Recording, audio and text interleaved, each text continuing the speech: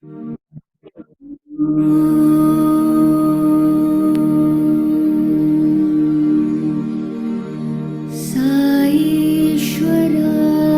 विद्महे सत्यदेवाय धीमहि तन्नः सर्वः प्रचोदयात्।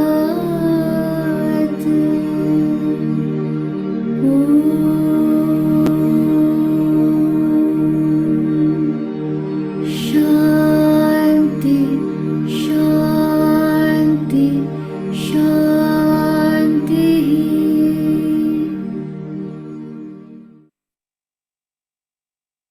Om Sairam. Mohon maaf saya off kamera. Puji syukur kita panjatkan kehadirat Bhagawan, sembah sujud kaki Padmaswami atas rahmat dan kasih-Nya. Kita bisa kembali berkumpul dalam sesi Sairama yang ke-115 pada malam hari ini. Saya ucapkan terima kasih banyak pada Bapak Ibu semuanya yang sudah berkenan luangkan waktu untuk belajar bersama pada malam hari ini. Bersama-sama seperti biasa, mari kita sambut Profesor Suresh Gowin yang sudah bersama kita dan siap membimbing kita semua. Jadi Sairam, Prof. Sairam. Sairam. Dengan Maaf, limpah. Prof, ini saya ada gangguan device-nya, jadi saya off kamera, Prof. Oke, tak apa. Ya, Sairam, Prof. Sairam. Dengan limpah kurnia Bhagawan Baba, kita sekali lagi jumpa di program Sairama. Sesi 115 ke? Ya, 115, Prof. Wah, bagus. Ya. Jadi ada apa-apa soalan ke ataupun ada pendapat daripada sesi yang sebelum ini, kita boleh bincang. Ya, terima kasih Prof. Suresh. Bapak Ibu semuanya, kita sudah sampai di sesi ke-115 ya malam ini.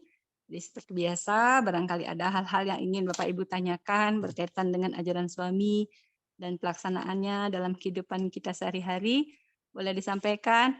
Atau mungkin dari sharing yang minggu lalu, bagi yang hadir minggu lalu, beberapa masih baru Prof, jadi tidak hadir minggu lalu. Ya, jadi silakan Bapak Ibu. Yang ada yang mau bertanya atau berbagi, atau ada keraguan apapun, boleh ditanyakan kepada beliau. Ya, Sairam. Prof. Suresh. Sairam. Ya. Yes. Ya. Jadi sebelum Bapak Ibu, mungkin saya mengawali dengan bertanya dulu ya Prof. Suresh ya.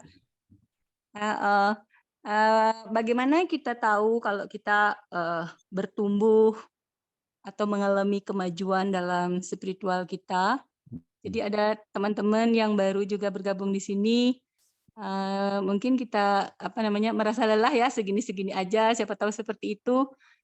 Jadi how we know that we are already progress in our spiritual journey, Sairam. So, jadi bagaimanakah kita tahu bahawa kita sedang progres dalam spiritual kita? So, satu cara ialah kita dapat rasa lebih aman dan damai. Satu, kita rasa lebih aman dan damai. Satu lagi ialah kita rasa setiap kali kita buat sesuatu, kita rasa happy.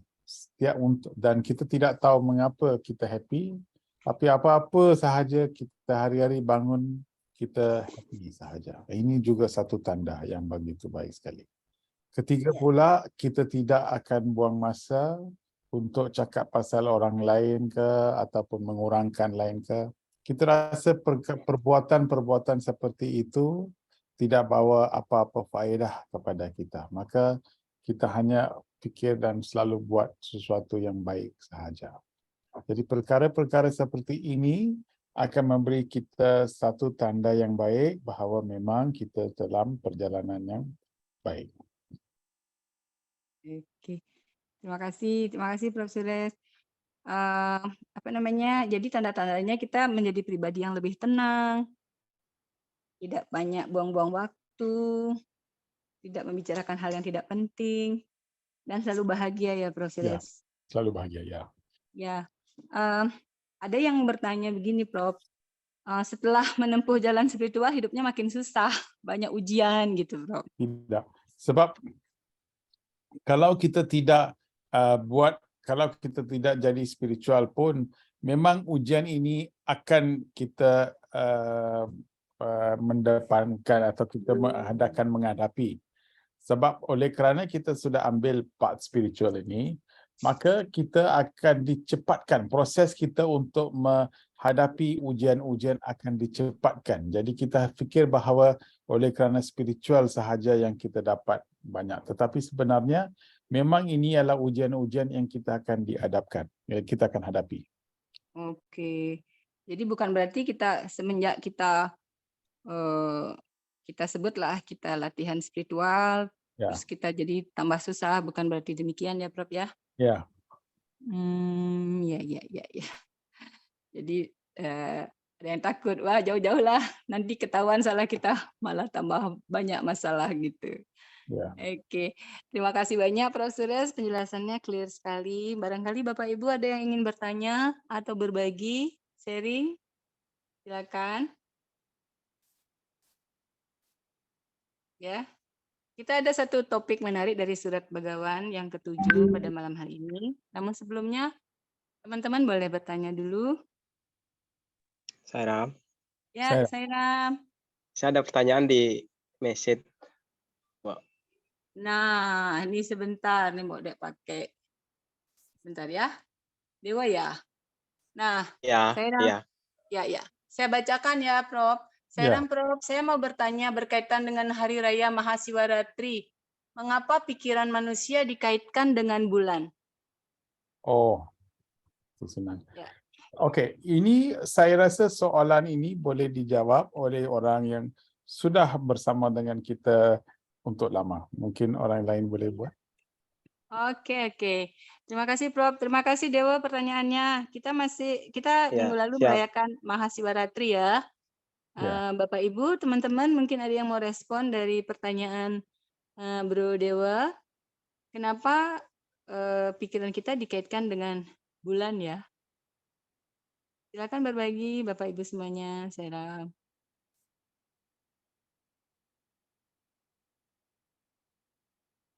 Nah, siapa ya kira-kira?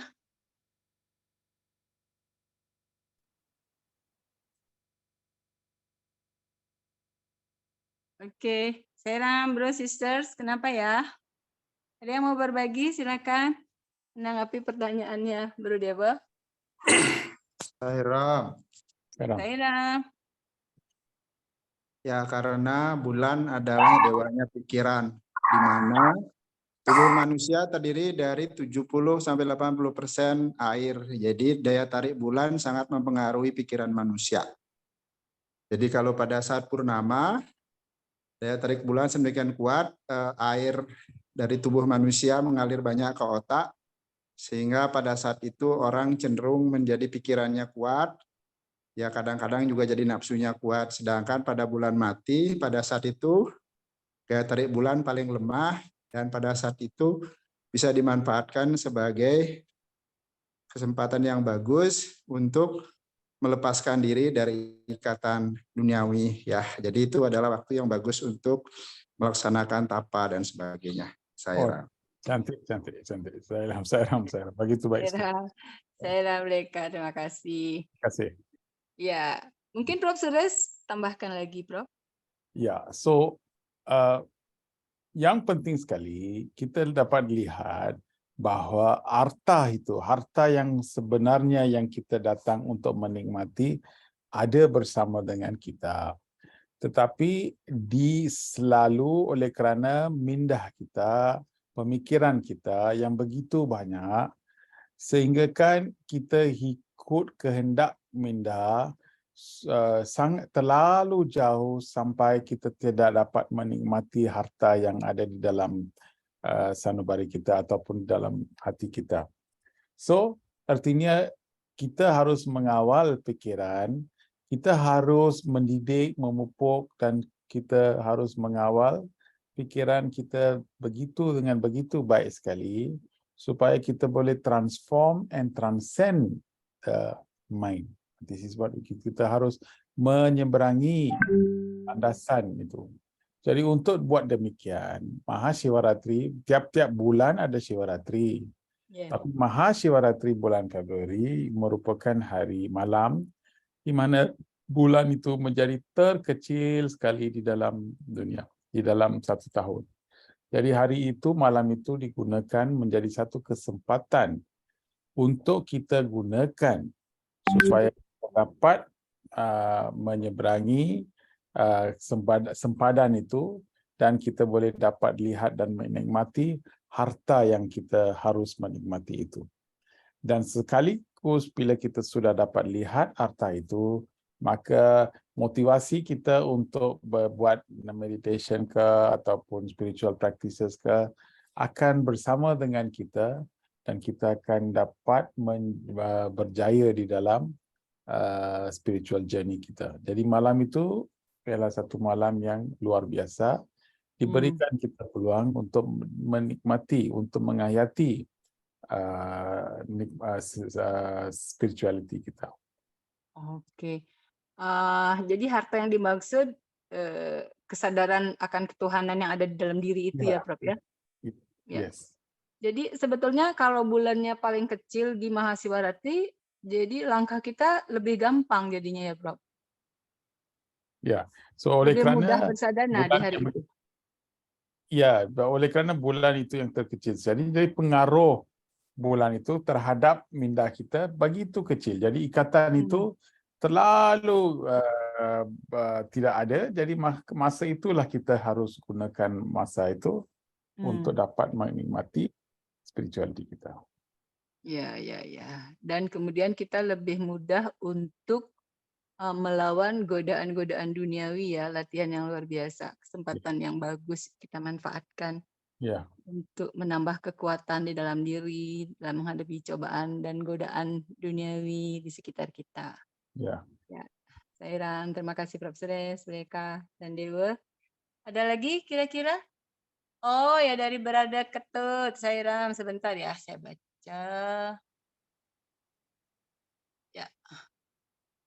Oke, sebentar, ini ada juga dari Badai yang duluan sebentar ya, Bro Ketut. Ini, Sairam Prof, kenapa begitu sulit menyadari Atma dalam diri?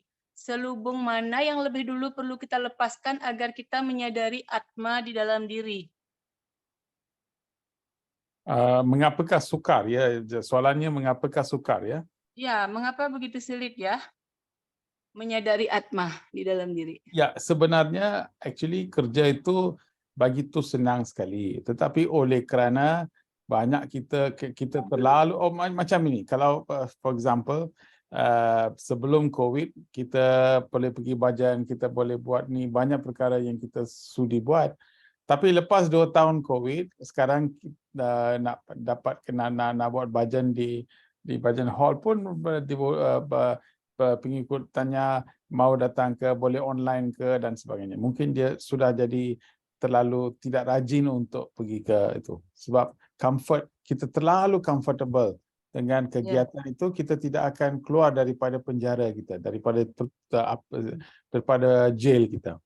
So, oleh kerana duniawi ini begitu baik sekali, begitu indah sekali, sehingga kan minda itu terlalu sudah terikat dengan duniawi dan pemikiran itu kita tidak dapat kawal, maka kita sudah dapat hidup dengan dengan tanpa realisasi siapakah sebenarnya saya. Jadi itu sebab Avatar datang bersama dengan kita, mengajar kita bahawa kita haruslah tidak terikat dengan dunia, maka kita haruslah pulang balik, kerana itulah sebenarnya hasrat kita dan niat kita.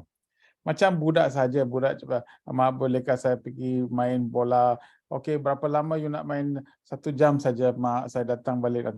Tiba-tiba anak tu pergi main, boleh kerana dia terlalu terharu dengan main football, sampai 1,5 jam, 2 jam pun dia tak ada pulang. Dan nanti ibu akan jerit, bila dia jerit baru dia sedar dan dia balik. Jadi mengapa dia sudah lupa? Sebab terlalu terikat dengan permainan. Jadi permainan di dalam kehidupan kita terlalu terikat sehingga kan kita lupa mengapa kita harus balik. Oke, demikian ya, Bro, penjelasan. Jadi terlalu ini ya, terlalu kita terlena oleh duniawi. Ya. Keterikatan kita terlalu besar. Ya. Oke. Nah, ini ada komen juga dari Bro Etet Jili Sairam, Bro. Menanggapi pertanyaan Bro Dewa tadi bahwa Bro Juli sempat baca buku filsafat vegetarian, semua yang ada di bumi kena pengaruh gaya gravitasi bulan. Hal itu ditandai dengan pasang surut elok. Jadi hal yang sama terjadi dalam cairan yang ada dalam tubuh kita. Ya, oke, sama seperti tadi intinya ya. Terima kasih ya partisipasi teman-teman semuanya. Saya oke. Silakan Bapak Ibu, mungkin ada hal-hal lain lagi yang ingin ditanyakan, dibahas pada malam ini. Jadi senang sekali ya, masih suasana Siwaratri. Kita bahas berbagai hal berkaitan dengan Siwaratri. Saira.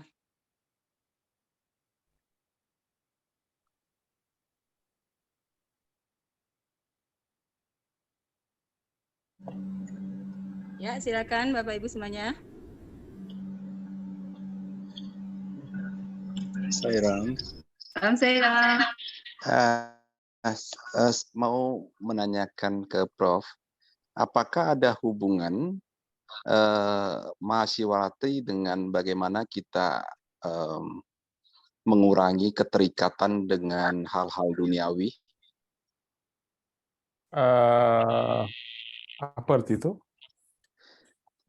Attachment, apakah kita bisa mengurangi keterikatan dengan mengikuti Mahasiwaratri selama 12 jam contohnya gitu, Prof? Tidak, sebab oleh kerana kita tidak ada masa malam itu, oleh kerana kita stay awake, kita fikir pasal Tuhan dan kita selalu buat nama Shiva dan sebagainya, maka ikatan kita, maka fikiran kita. Jadi kalau kita terlalu terharu dengan malam itu, maka kita dapat mengayati sesuatu keindahan di dalam hati kita.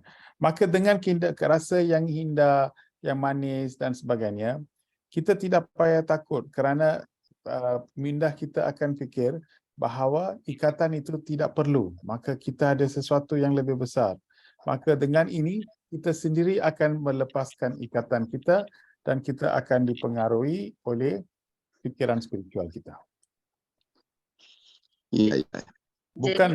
Bukan pasal hari itu ikatan itu kita akan hilang, bukan.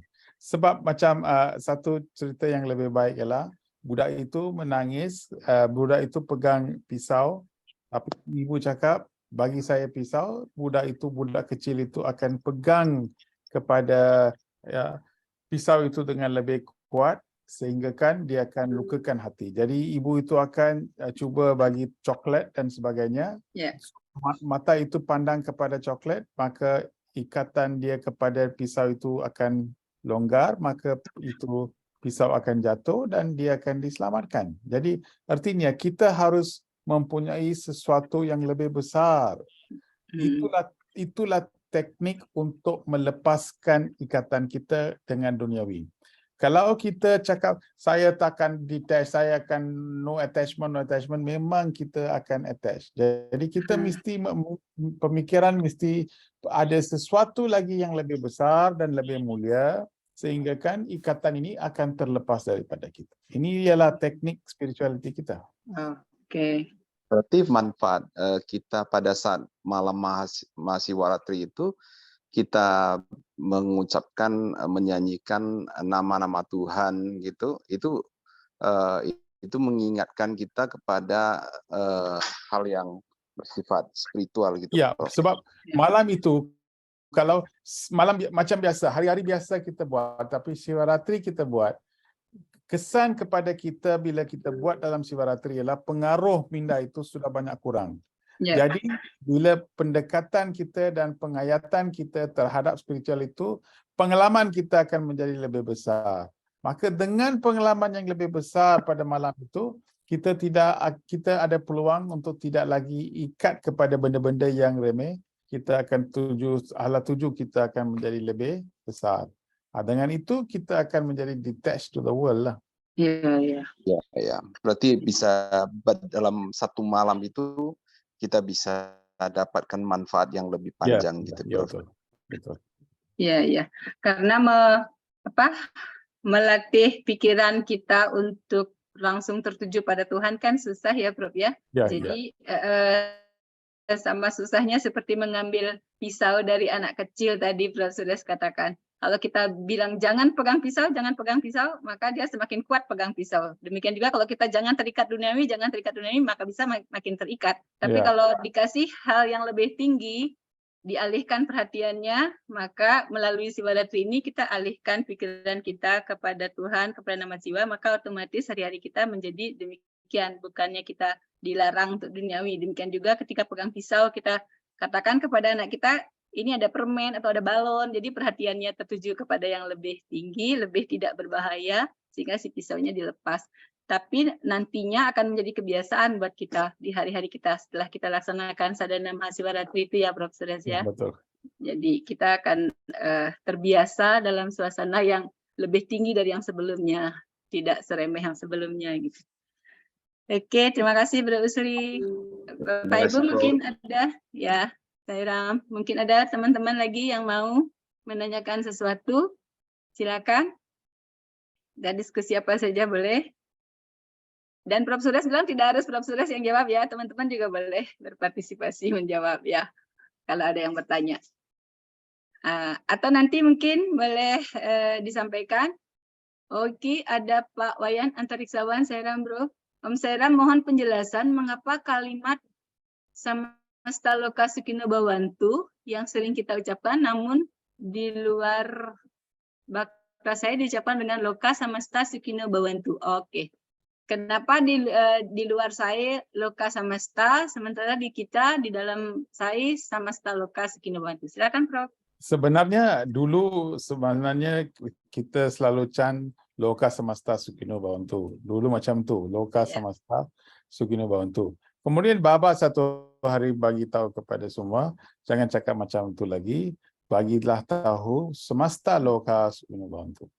So ini merupakan sesuatu yang begitu baik sekali kerana Baba bagi tahu bahawa segala semua, iaitu tak kisah di loka ini, di loka-loka yang lain, atau di mana mungkin ada kehidupan, kita bagi prayers, kita bagi doa kepada semua yang ada di dalam semua loka. Kalau ada yang hidup di sana pun, kita bagi pada itu. Jadi kepada roh-roh, kepada semua ni kita bagi semesta loka, segala loka. Kita mesti faham bahawa lepas kita meninggal, roh kita ini akan pergi ke satu tempat, satu alam.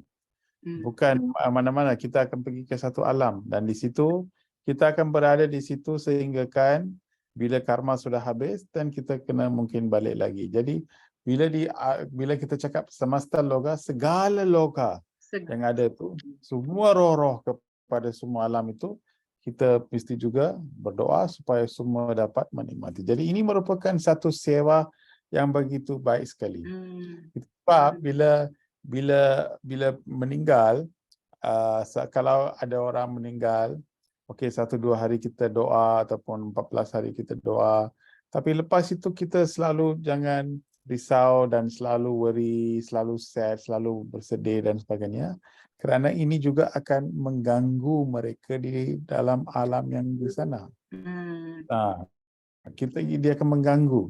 Jadi kita mesti faham dan tahu bahawa lepas kita juga mesti melepaskan fikiran ini, kerana kalau tidak, dia pun akan terikat dan tidak akan dapat menunaikan apa yang dia harus buat. Ini jadi semesta loka sukino segala roh, segala siapa-siapa yang ada itu semua kita kena bagi doa supaya semua orang di dalam semua akan menjadi aman dan damai. Iya. Oke, jadi samasta loka itu segala alam, baik alam manusia, alam roh-roh, alamnya dewa-dewa gitu ya, Bro? Ya, semua ya, binatang-binatang. Binatang. Saya pikir samasta loka itu kayak ada apa namanya? Universe yang lain gitu, galaksi-galaksi yang Galaksi yang lain semualah yang kita nak bagi. Macam. ya. Prof, kalau kita translate into English or Indonesian, semesta loka itu seperti apa? May all people in all worlds be happy. May all the people in all the world be happy. Ada lagunya. Ya, betul. Ya. Oke. Jadi apa namanya, kadang-kadang tidak sederhana kita terjemahkan ya bahasa Sanskrit itu ya, Prof. Sudes ya. Yes. Iya. Tapi meaningnya seperti itu ya. Terima kasih, Bro Wayan, Sairam. Oke, ini ada yang adult bertanya lagi, Prof. Sairam, Prof. Sekarang banyak pertanyaan ya. Terima kasih ya, Bapak Ibu semuanya, teman-teman. Sairam, Prof. Teman saya pernah menceritakan sebuah pada saat masih warti, Lord Siwa berkontemplasi kepada Lord Narayana. Apakah hal tersebut benar? Adakah kisah seperti itu? Ya, Mahashivaratri ada banyak Purana-Purana, ada banyak jenis cerita tu. Banyak malam itu ada banyak signifikan, ada Puranic story yang banyak tu. Ini pun mungkin ada satu lagi cerita yang dibagi tahu bagi untuk mendalamkan erti dan makna untuk malam itu. Jadi memang boleh diibaratkan bagi satu lagi cerita. Tapi yang penting sekali malam itu penting. Iya. Jadi cerita apapun yang penting menumbuhkan keyakinan kita untuk bersadana di hari itu. Iya. Jadi cerita-cerita yang membuat kita mau melakukan hal yang baik dan berlatih berkontemplasi pada hari itu. Ya. Oke, terima kasih, Sairam. Adik yang ada Indonesia.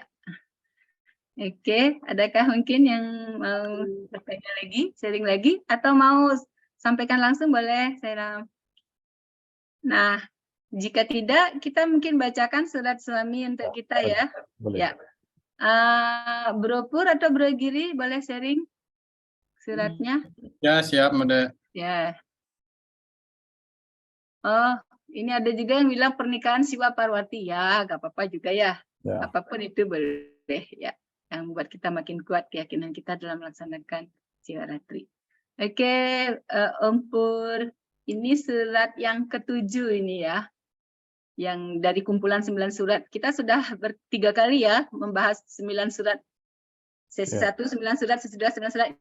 Ini sesi 3 9 surat. Jadi ini surat suami yang materinya adalah hayati ketuhanan di dalam dirimu. Kita tidak akan dinilai berdasarkan keyakinan yang kita anut atau berdasarkan label yang kita gunakan. Juga bukan karena slogan yang kita teriakkan, tetapi atas hasil karya, pengorbanan, kejujuran, dan kemurnian karakter. Sadarilah surga di dalam dirimu, dan seketika semua keinginan terpenuhi. Semua kesengsaraan dan penderitaan berakhir.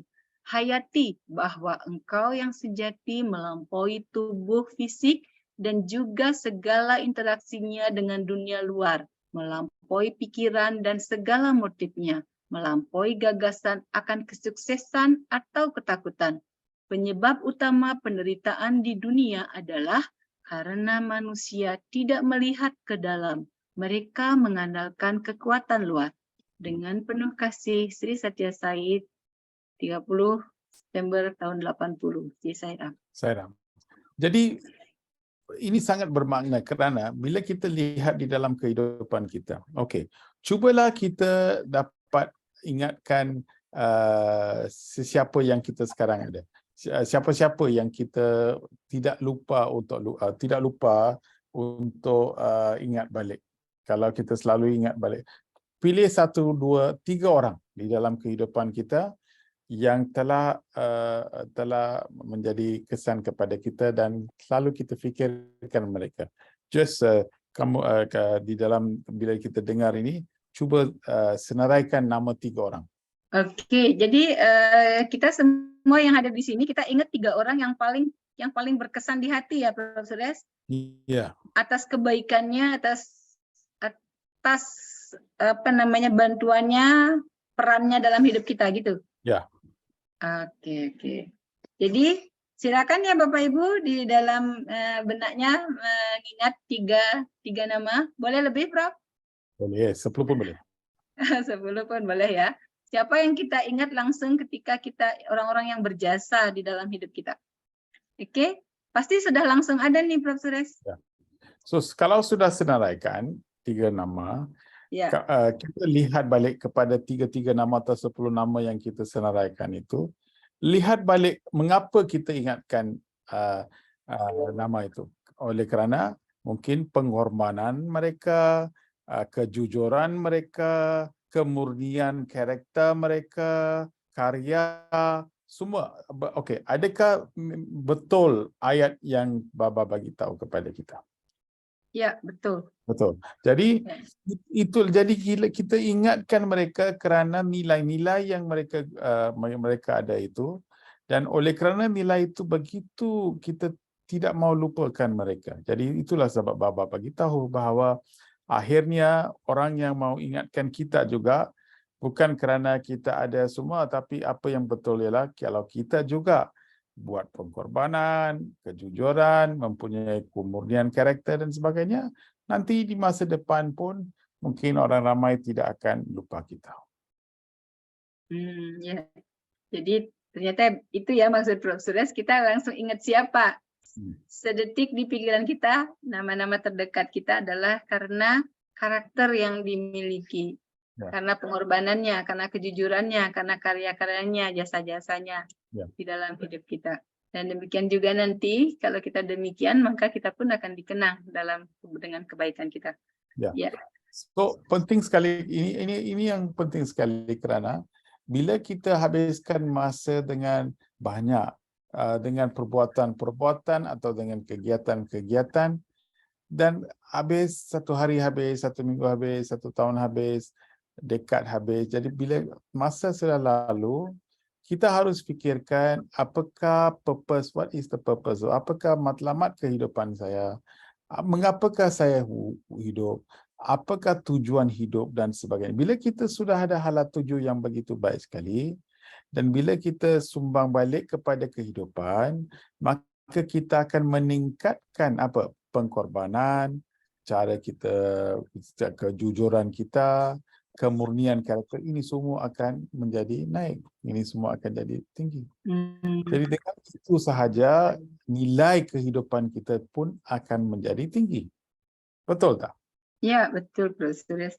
Jadi kita perlu untuk membuat jelas tujuan hidup kita, ya, Prof. Apa sih sebetulnya yang kita cari? Atau ingin dikenang seperti apa kita nanti ketika kita meninggalkan dunia ini, ya? Ya. Nah, jadi itu menjadi ketika kita punya pertanyaan itu, maka tujuan kita akan lebih terarah sehingga menjalani hidup kita ini lebih jelas. Sebab yang banyak orang tidak memikirkan benda-benda ini kerana duniawi ini begitu indah sehingga kan pemikiran seperti ini tidak akan wujud. Orang spiritual haruslah fikirkan bahawa orang lain mungkin pikiran ini tidak akan timbul, tapi orang spiritual harus memikirkan ini kerana mereka mesti faham dan tahu bahawa kita diberi sedikit masa sahaja di dalam dunia ini. 50 tahun, 60 tahun, 70 tahun ialah masa yang begitu singkat sahaja. Dengan kerap mata masa akan lalu. Dengan sekejap saja semua akan lalu. Anak kita dulu kita tengok kita ambil mendukung anak kita antar anak itu ke sekolah. Macam sekarang sudah usia, kita fikir bahawa kegiatan yang kita buat semua itu macam mimpi sahaja. Ya. Kemudian anak itu akan kemudian kahwin dan dia akan juga ada anak. Jadi macam satu gambar saja. Macam tayangan gambar kita lihat wayang gambar, macam itu kehidupan kita. Jadi semua akan lalu, semua akan lalu. Ya. Jadi perkataan seperti ini yang Bapa bagi tahu ialah apakah yang kita sedang nilai. Itu yang penting. Di dalam kehidupan kita, apakah yang kita nilai? Sebab nilaikan pengalaman itulah yang akan meningkatkan penghayatan terhadap nilai nyawa kita. Kerana nyawa kita ialah the most precious, begitu mahal sekali, begitu tinggi sekali. Kerana kalau tidak ada nyawa, kita tidak ada pengalaman. Jadi oleh kerana kita ada nyawa, maka pengalaman itulah yang kita harus nilai dan kita harus tumpu perhatian kita kepada mengutip pengalaman-pengalaman yang mempunyai nilai yang tinggi. So nilai yang tinggi ialah karya, pengorbanan, Jadi bila kita hala tuju kita ialah untuk ini, maka kehidupan kita akan menjadi lebih tinggi dan lebih tinggi sehingga kan kita akan dapat rasa bahawa manusialah Tuhan. Dan dengan itu, inilah cara bagaimana kita sadari ketuhanan di dalam dirimu. Ya, ya. Wah. Oke. Ini bagusnya ya kita ngobrol di Sairama, mengingatkan kita untuk bertanya sesuatu yang mungkin tidak akan kita renungkan sehari-hari kita, bahwa nilai hidup itu sangat-sangat penting supaya kita tidak tersesat, tidak tahu apa yang kita cari. Ternyata kita lahir ke dunia ini, hidup, bernafas, waktunya sangat-sangat singkat. Sebentar lagi kita akan kembali, dan ketika anak kita besar, itu berarti kita sendiri sudah tua. Dan ketika kita nanti kembali, kita tidak tahu apakah tujuan hidup kita ini sudah tercapai atau belum. Dan apa yang kita cari sebetulnya adalah hal-hal yang berkaitan dengan ketuhanan di dalam diri kita. Jadi kalau semakin hari kita semakin belajar untuk merenungkan dan bertanya, sudahkah kita menuju ke sana? Maka itu kita akan diarahkan pada langkah-langkah yang membuat kita melakukan segala kegiatan yang membawa kesadaran kita lebih tinggi. Dan ternyata itulah yang tidak boleh hilang, tujuan itu yang tidak boleh hilang di dalam hidup kita. Jadi jangan sampai kita sia-sia terlahir dan hidup di dunia ini. Jadi yang sangat-sangat singkat ya. Kalaupun kita sampai nanti di usia 70 atau lebih, itu sebenarnya waktu yang sangat-sangat singkat untuk menyadari hal ini. Dan beruntung sekali kita dapat kesempatan bahwa yang kita cari itu sebenarnya sudah ditunjukkan oleh Begawan. Itulah yang harus kita genggam erat gitu ya. Harta karun terbesar itu adalah tumbuhnya kesadaran ketuhanan di dalam diri kita. Jadi prosesnya seperti tidak sadar kita dibawa ke sana gitu. Padahal dengan godaan yang dunia begini kuat ya duniawinya, tapi suami berkenan turun membawa kita, menunjukkan jalan untuk kita semua. Jadi Bapak Ibu semuanya pasti ada hal-hal yang ingin dibagikan berkaitan topik ini ya, tentang tujuan kita untuk menghayati ketuhanan di dalam diri kita. Silakan Bapak Ibu kalau ada yang mau bertanya atau mau berbagi pengalaman. Mungkin ini tujuannya awal terlahir, agar kita menyadari ketuhanan di dalam diri ya. Itu sahaja, sebab seorang guru matlamat kita ada seorang guru ialah untuk mengingatkan kita balik apakah sebab kita lahir dan bagaimanakah kita harus pulang balik ke rumah kita.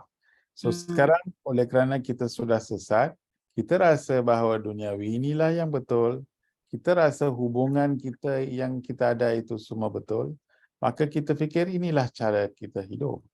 Jadi guru datang dan membangunkan kita daripada tidur, daripada mimpi itu, kita dibangunkan, dan tiba-tiba guru cakap, avatar kita cakap bahawa sebenarnya ada satu lagi realiti yang lebih mulia, yang lebih besar, Kerana mengapa kamu tidak sedar bahawa realiti kamu ialah lebih baik, lebih mulia, lebih besar? Jadi Bhagawan bagi tahu dengan ayat yang tiga ini, tiga ayat yang pertama ini memberikan kita satu hala tuju ke dalam kehidupan.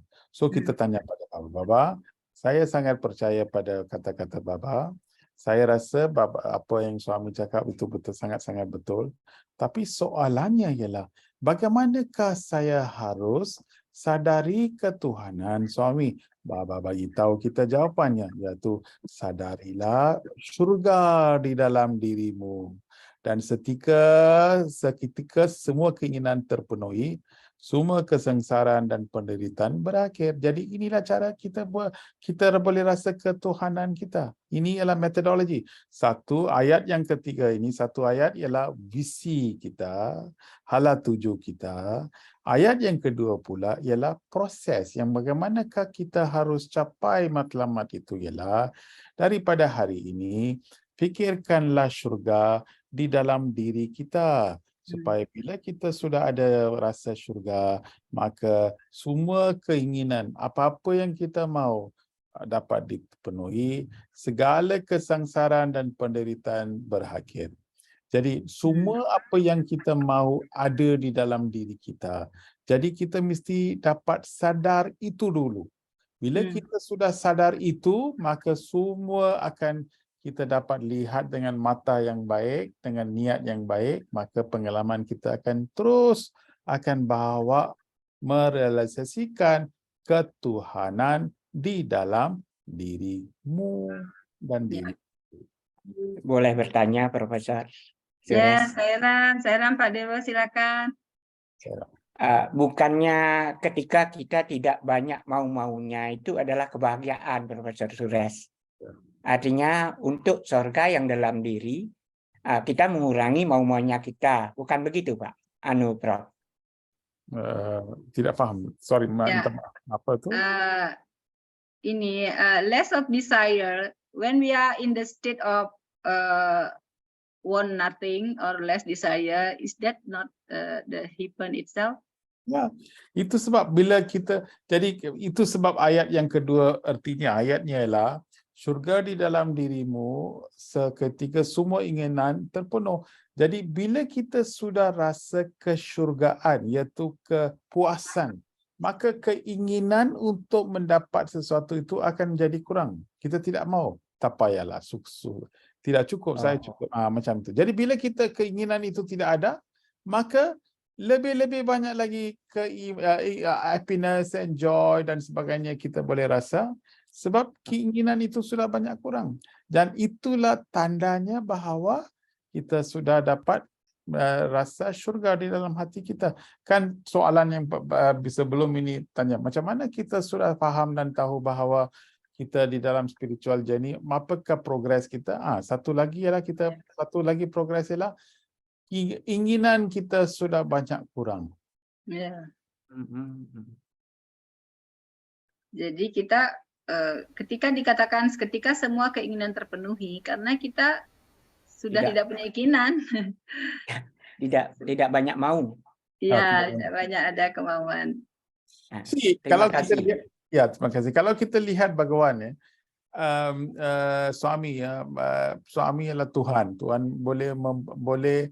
boleh mempunyai banyak benda. Actually Bhagawan should become benda yang besar, semua mesti ada. Tetapi masa dulu Bhagawan tinggal di belakang Purnachandra Hall, dekat itu stage, di satu bilik yang begitu kecil sekali. Saya pernah nampak itu bila pintu itu buka, sebab kita buat banyak reptile, banyak rehearsal di dalam banyak drama. So bila kadang-kadang pintu itu buka, kita boleh lihat itu pintu, kita lihat tengok-tengok bilik kecil saja. Kadang-kadang hairan macam mana Bhagawan boleh tinggal. Kemudian saya bila satu hari saya dapat peluang untuk pergi Canada, Toronto, saya dijemput makan malam di satu rumah, dan orang itu yang mengidangkan makanan itu ialah tuan rumah itu ialah arkitek yang paling besar sekali di dalam Canada, Toronto. Dan beliau memberitahu saya cerita tentang bagaimana rumah yang besar itu dibina untuk bagawan. Kerana lepas di masa akhir tu suami tinggal di satu rumah yang kecil. Sebab dia bagi tahu bahawa dia buat plan yang besar, rumah yang besar, dia buat plan. Dia datang pada bapa, bagi tahu pada bapa, saya arkitek yang besar di Toronto, saya ada kekayaan dan sebagainya. Tetapi saya mau suami tinggal di rumah yang besar. Suami cakap saya tak mau. Jadi 1 tahun, 2 tahun, 3 tahun, tiap tahun dia akan datang, dia akan tunjuk plan, banyak kali dia tunjuk plan. Suami cakap saya tak mau, ini bilik sudah cukup, saya tak mau. Akhirnya pada satu hari, oleh kerana dia terlalu paksa sahaja, so suami tengok itu plan pada saya kalau tak salah saya tahun 4 ke tahun 5 dia tengok itu plan. Oleh kerana dia paksa sangat, dia tengok, dia balik rumah yang plan yang besar dia bagi kepada setengah. Saya okey, tak mau begitu besar, dia mau lagi kurang. So dia pendekkan, dia kurangkan saiz itu dan sebagainya. Kemudian rumah itu sudah dibina. Lepas rumah sudah dibina, mereka jemput suami untuk tinggal. Suami enggan untuk tidak mau tinggal juga. Jadi sampai 1 tahun, kemudian paksa semua. Akhirnya suami datang dan tinggal di dalam rumah yang sebelah Purnachandra Hall itu. Jadi artinya semua suami tidak mau. Yang makan pun bila hidang pun suami makan macam ini saja, sikit-sikit. So artinya bila kita sudah jadi spiritual, maka tidak ada keinginan untuk mempunyai semua. Ada pun kita bagi kepada semua orang. Itu saja. Itu yang selalu kita fikirlah. Ya, jadi demikian suami ya, karena untuk membahagiakan baktanya suami mau ya dibangunkan gedung-gedung seperti yang ada di Prasanti Nilayan, tapi suami ternyata tinggal di bilik yang sangat-sangat sederhana, kecil. Itu pun dipaksa ya, karena suami hanya untuk membahagiakan para baktanya. Tapi Prof. Surya, kita ingat dalam sesi serama sebelumnya bahwa meskipun kita tidak boleh terikat oleh duniawi, tapi bukan berarti kita tidak boleh tidak punya apa-apa. Bahwasanya kita harus menjadi yang the best di segala bidang yang kita lakukan, tapi kita tidak terikat untuk kita tidak diperbudak oleh duniawi gitu. Tapi kita harus menjadi the best apapun yang kita lakukan. Ya, itu sebab Baba cakap life is a game played. Ya. Ya, artinya walaupun kita ini ialah satu permainan sahaja, tapi bila kita mainlah dengan sungguh-sungguh, kerana kita mau bukan menang, tapi kita mahu lihat potensi yang kita ada itu, segala potensi kita akan menjadi satu tahap yang tinggi. Jadi kita haruslah pergi ke hala tuju seperti itu. So, bila kita sudah nak belajar untuk peperiksaan, kita mestilah belajar dengan sungguh-sungguh sehinggakan kita menjadi student yang terbest sekali. Dan orang datang cakap pada kita, wow, you very good. Yalah suami. Jadi jangan terikat dengan puji-puji orang lain. Jadi dengan sistem yang begitu baik sekali, kita akan buat semua ini dengan best sekali.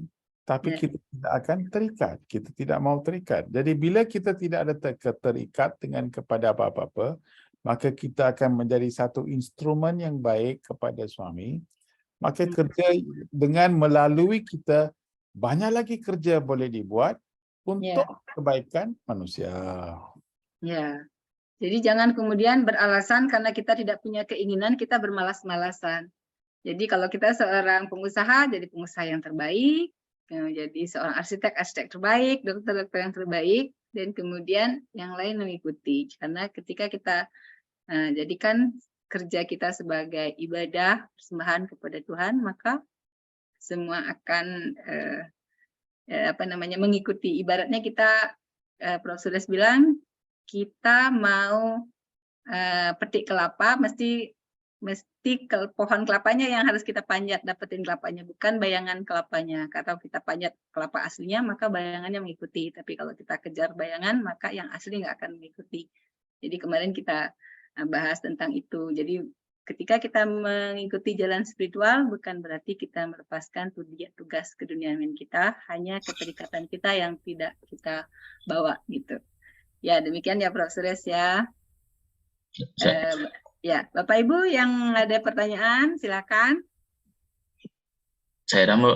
Ya, saya Rudi. Tadi izin bertanya. Ya. Sebenarnya ini adalah menyampaikan pertanyaan yang kebetulan banget kemarin teman saya ada yang bertanya mengenai, jadi dia dipengaruhi mengenai konsep surga ya dari tetangga lah gitu ya, anggaplah seperti itu ya, di lingkungannya dia di Jawa, di sini di Bandung gitu. Ya. Jadi dia disuruh merenung segala macam, tadi kan menyinggung mengenai surga ya Mbak ya, surga. Dan profesor juga bilang kalau ya jika kita bahagia itu adalah surga dan sebagainya, tadi dijelaskan oleh profesor. Di samping itu juga saya kemarin menjelaskan juga mirip juga sih sebenarnya, cuman sepertinya dia kurang terlalu puas gitu loh, karena di benaknya dia surga itulah sebuah tempat yang begitu indah dan yang dibayangkan, yang diceritakan sebagainya. Nah pertanyaannya,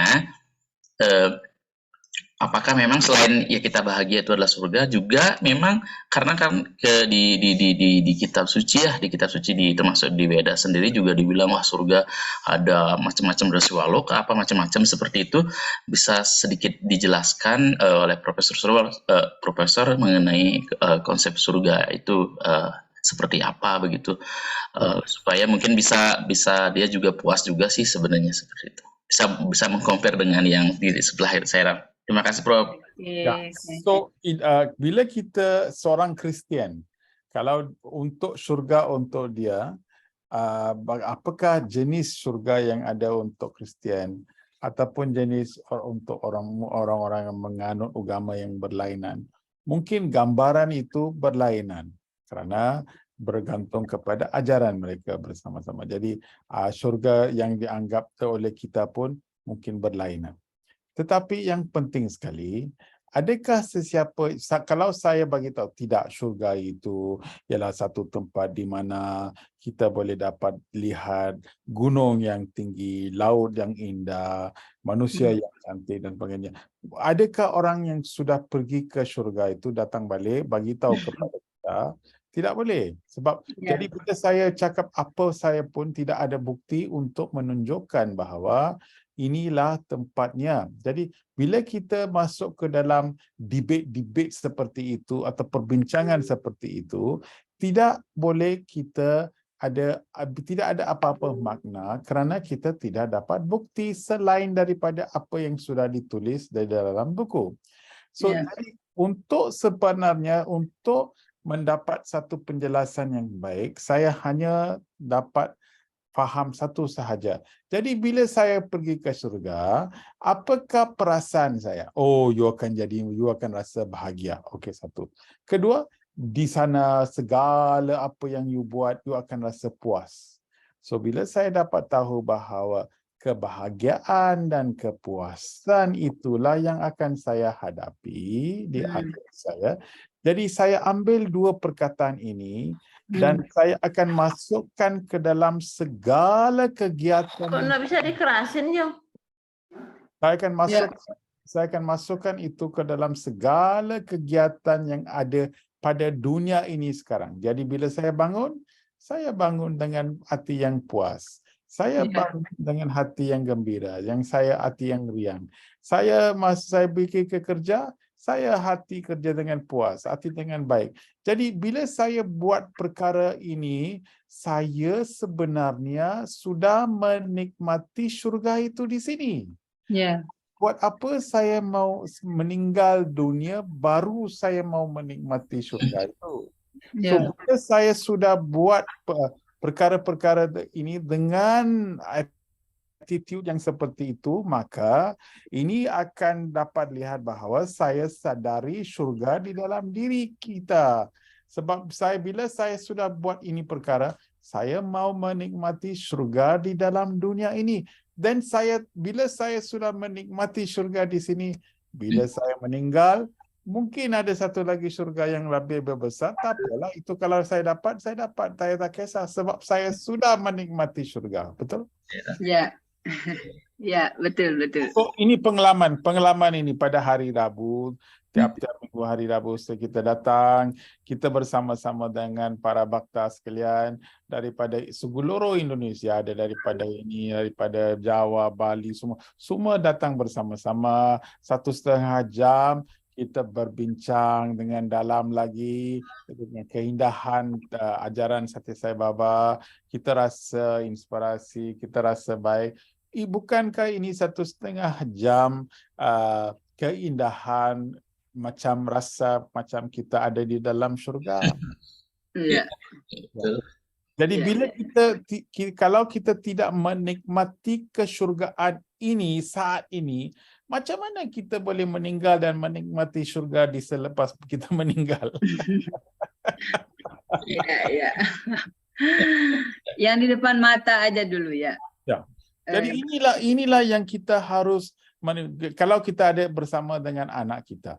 Bila kita dengan anak kita, kita lihat dia, kita lihat kecomelan, kecantikan dia. Bila kita lihat, kita ada keluarga, kita menikmati keluarga itu. Terima kasihlah suami kerana beri saya rumah yang begitu cantik. Berilah keluarga, terima kasih. Bila kita sudah bersyukur, maka saat itu kita menukar pengalaman itu sebagai satu syurga.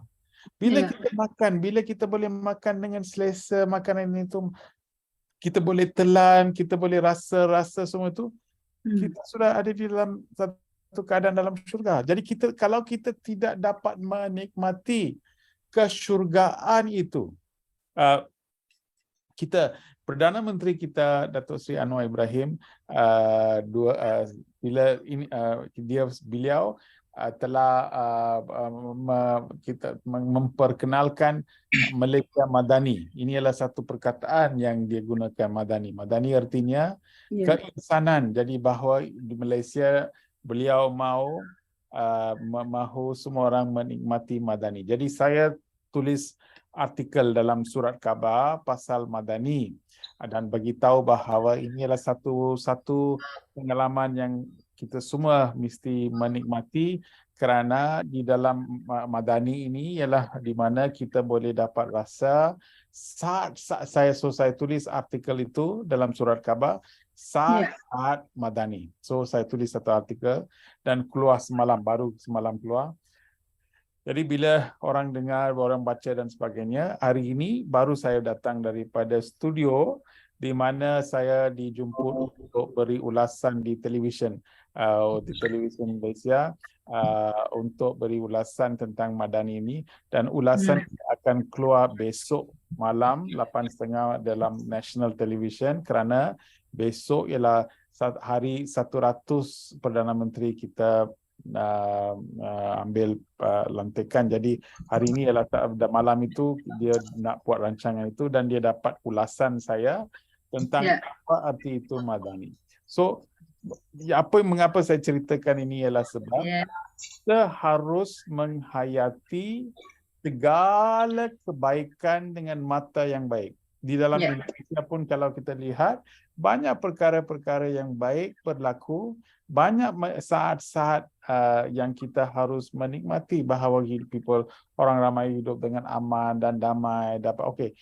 Sekarang kita banyak investment datang kepada Indonesia, banyak. Jadi ini semua tetapi walaupun banyak kebaikan berlaku, tetapi mata kita hanya cari 1-2 perkara yang mungkin tidak betul dan kita besarkan itu dengan begitu banyak, kita cakap dengan begitu banyak, kita tulis dengan begitu banyak, 1-2 perkara yang mungkin kurang baik. Tetapi 90% daripada itu baik, tapi kita tak mau cakap pasal itu baik.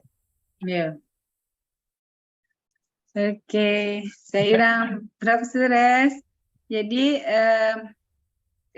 kata kuncinya adalah bukan dalam perdebatan konsep tentang surga itu yang perlu kita debatkan ya, tetapi di mana kita bisa merasa puas dan bahagia baik di dunia ini ataukah nanti, itu yang penting. Kalau kita sudah bisa hidup bersyukur, puas, tenang, bahagia, itu sama dengan kita sudah ada di surga ya. Ya.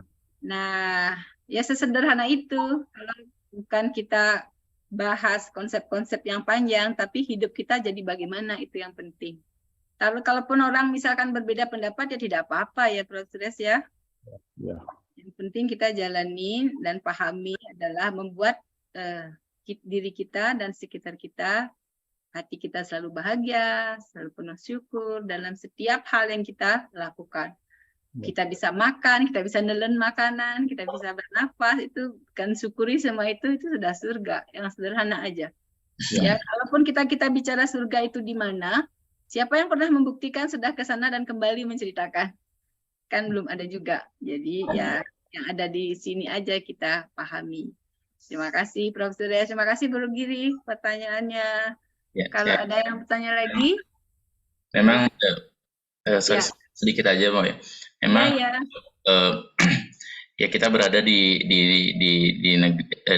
Indonesia yang memang keseharian kita kadang-kadang berhadapan dengan itu ya, yang perlu memang pendalaman atau pemahaman yang seperti ini sih sebenarnya Mbak ya, karena ya begitulah saya. Ya. Oke lah, yang penting Bro Giri bahagia ya, whatever orang bilang kan. Tapi saya mau kasih congratulations Prof. Suresh di TV nasional. Kalau kita terhubung bisa ikut nonton besok ya, Prof. Keren. Mungkin kalau keluar saya boleh hantar itu link sebab sesi itu dalam bahasa Malaysia. Mereka tanya soalan dan saya hanya jawab apakah pendapat dan sebagainya. Jadi penjelasannya adalah dalam bahasa Malaysia. So ya, jadi kita cakaplah. Ya. Ya, nanti Prof. Suresh kirim link YouTube-nya ya. Boleh. Ya, terima kasih Prof. Wah, luar biasa ya, senang sekali. Jadi walaupun dengan bahasa yang tidak sai, tapi sebenarnya Malaysia itu bisa mendengarkan wacana saya melalui Prof. Suresh dalam kemasan yang nasional ya. Semua pasti inspirasi dari suami yang Prof. Suresh sampaikan ya.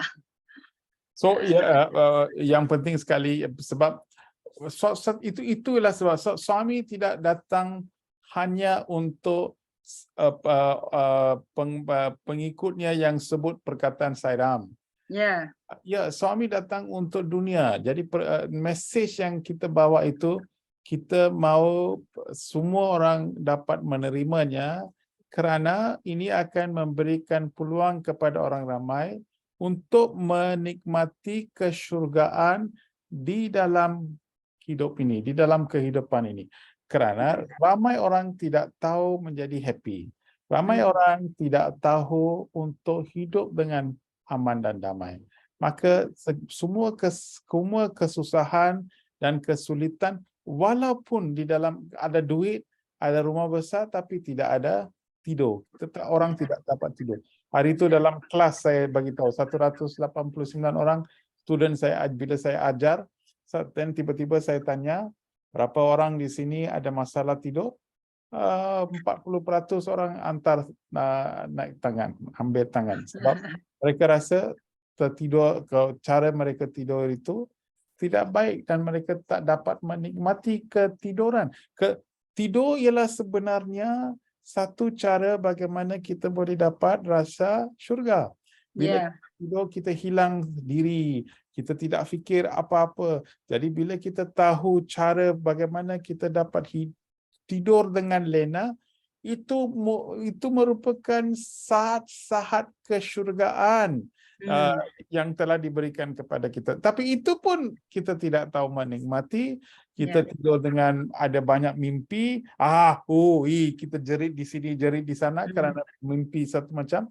Jadi benda-benda inilah yang tidak memberikan kita kenikmatan. Menikmati kehidupan. Ya. Oke, Prof. Suresh mumpung ingat, jadi how we know we already progress in our spirituality itu kan berarti tidur salah satu tambahan lagi ya Prof. Suresh ya. Betul. Bila kita Ya. sangat-sangat spiritual, pertama Kita bisa no worry, kita tidur tanpa worry. ya tidur lelap. Jadi kita nggak membahas surga yang ada di mana, bukan menuju surga setelah kita meninggal, tapi saat ini yang sederhana saja. Dan merasa puas, bahagia, bersyukur, dan tidur lelap. Itu sudah surga. Ya. Ya. Yang lain bisa nomor sekian ya. Dan Ada satu cerita bila saya baca di surat khabar India, dia cakap ada banyak bila kita turun di India, kita naik ke kereta, kita lihat kadang-kadang banyak pengemis. Ya. Pengemis yang duduk di sebelah jalan raya, tak ada rumah, dia tidur. So, orang yang duduk dalam kereta itu, dia kaya raya tapi dia lalu kereta. Orang yang duduk dalam kereta itu tengok kepada pengemis dan sangat sayang, orang ini tak ada rumah, orang ini tak ada apa-apa, sangat miskin mereka. So, dia lihat itu pengemis dan rasa sangat pity lah, compassion. Pengemis itu pula lihat kepada orang kaya ini, cakap tengok kita ini boleh tidur mana-mana. Kita bumbung Tuhan memberikan kita langit sebagai bumbung. Mana-mana kita tidur, siapa-siapa bagi makanan, kita makan. Kita tak payah bayar taxes, kita tak payah bayar apa-apa. Kita tidak ada satu langsung kita tidak ada apa-apa jenis penderitaan. Saya tengok orang kaya itu, saya rasa sangat-sangat sedih lah sebab mereka mereka mempunyai tidur pun mereka tak boleh, mimpi pasal kena jaga itu duit, banyak masalah mereka ada. Saya rasa sangat sedih lihat itu orang kaya. Tengok itu persepsi. Jadi bila kita lihat mengapa rumah, kalau orang beri rumah kepada itu pengemis pun dia tidak mau hidup di dalam rumah itu. Dia lebih hidup di luar. Ya betul, memang dia lebih suka tidur di luar. So, jadi artinya kita sangat anggap bahawa cara hidup kita mesti menjadi macam ini sahaja saya boleh dapat ke syurga. Ini sahaja saya dapat ke syurga. Tetapi sebenarnya bila kita sudah dapat menikmati syurga, kesyurgaan di dalam hati kita, maka cara bagaimana kita hidup pun kita boleh dapat kesyurgaan itu. Ya, betul ya. Ironis ya. Jadi kalau misalkan boleh memilih, tetap kaya, berkelimpahan, dan tidur lelap. Ya. Jadi lucu ya, pengemis kasihan pada orang kaya, orang kasihan pada pengemis. Padahal pengemisnya tidurnya lelap, orang kayanya nggak bisa tidur ya. Tapi kalau boleh ya, kita kaya, sejahtera, bahagia, tidur lelap, puas ya. Damai di hati, itu sih tujuannya. Sebenarnya bila kita sudah cari kesejahteraan dan kita sudah cari kebahagiaan, kekayaan akan ikut kita. Ya. Kadang-kadang kita kejar kekayaan, kita tidak ada kesejahteraan dan kepuasan dan kebahagiaan. Buat apa? Itu macam hidup dalam rumah yang besar tapi tak ada arti, tak ada makna. Betul? Ya, betul. Betul, Oke. Nah, demikian ya, sudah jelas analogi dari Prof. Suresh ya, kisah tadi.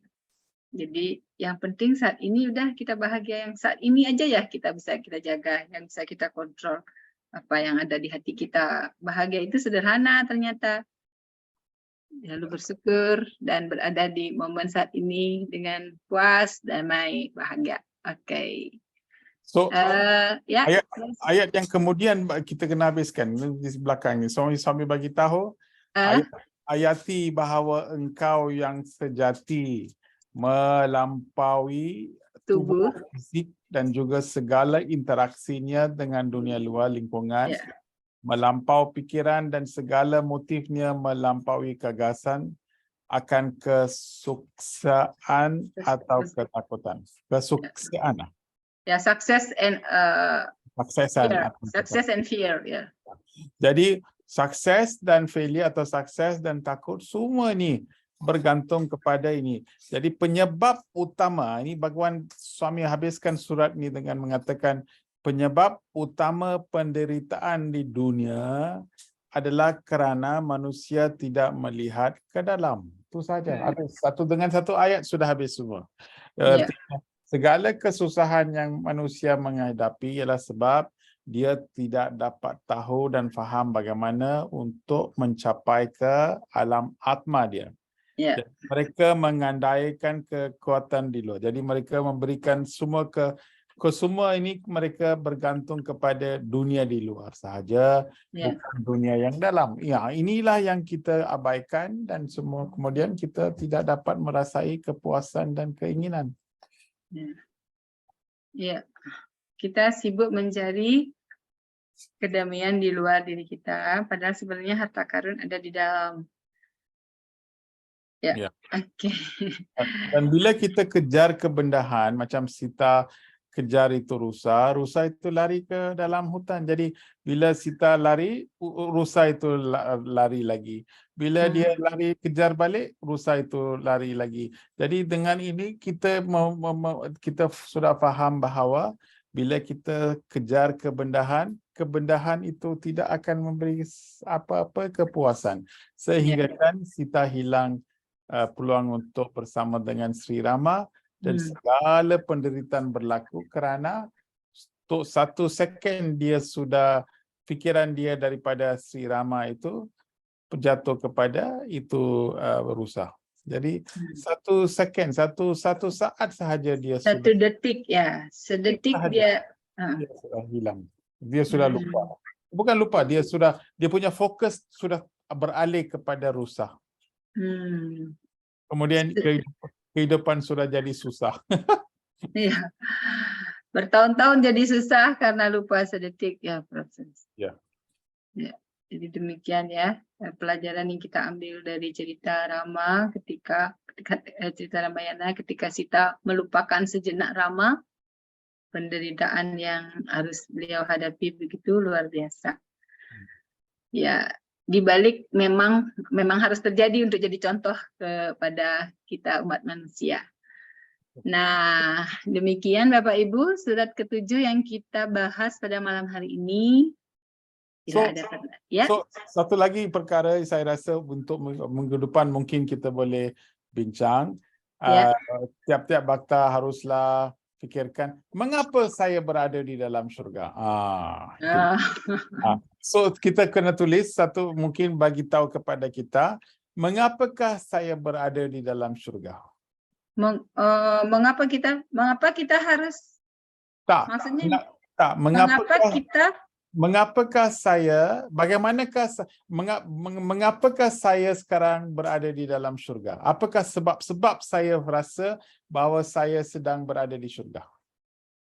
Kalau ada yang belum merasa di surga, gimana pertanyaannya? Jadi kalau orang belum rasa dia ada di syurga, jadi di dalam 2 minggu ini cubalah cari sebab mengapa kita bersama ada dengan syurga.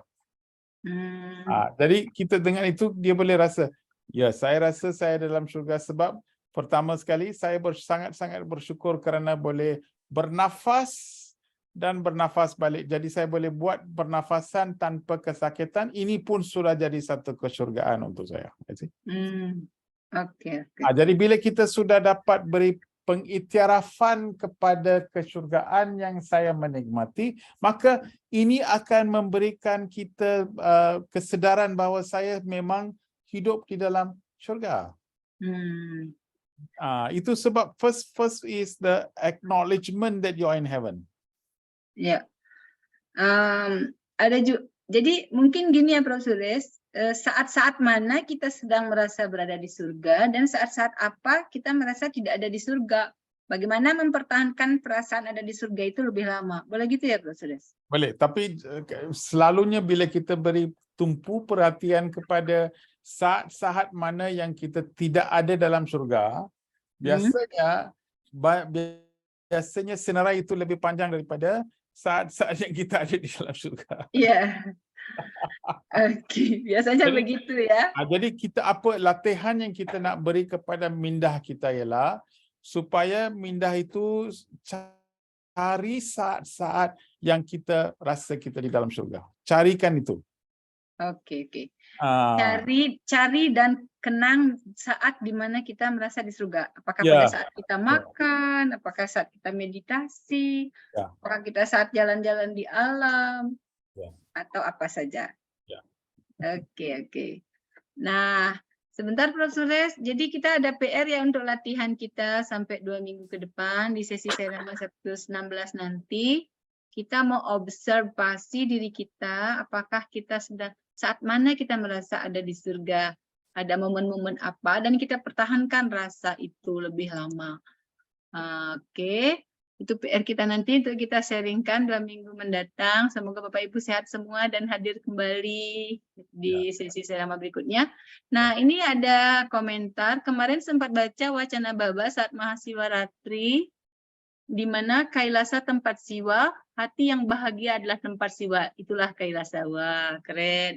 Hati yang bahagia adalah Kailasa itu sendiri. Jangan jauh-jauh datang ke Kailasa ya. Jadi datang ke dalam hati kita sendiri. Itu pesan di poin dari pesan di surat ini, bahwa kita diharapkan oleh suami melakukan perjalanan ke dalam. Jangan fokus pada apa yang ada di luar.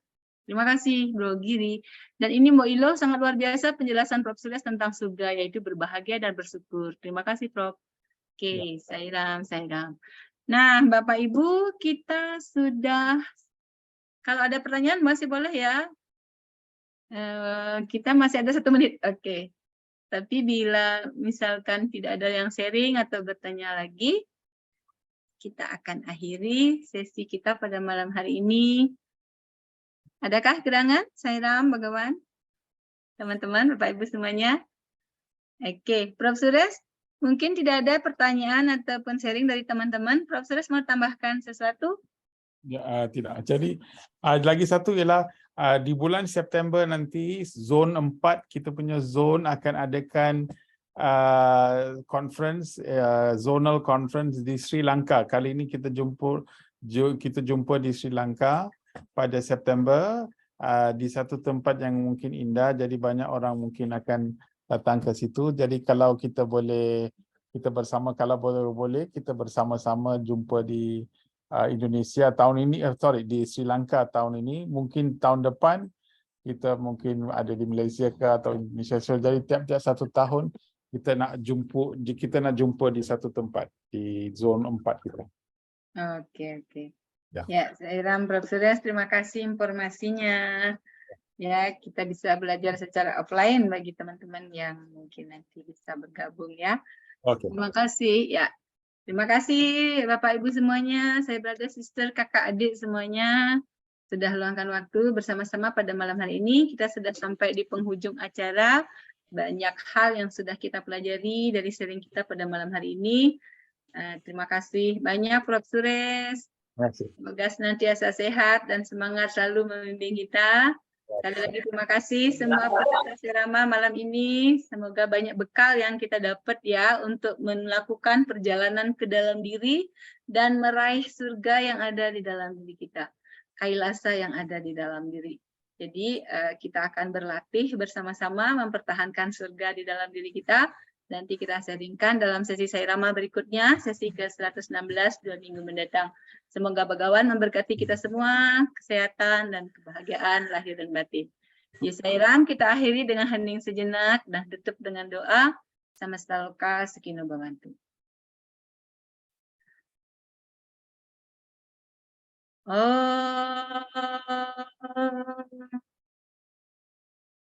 Samasta loka sukino bhavantu. Samasta loka sukino bhavantu.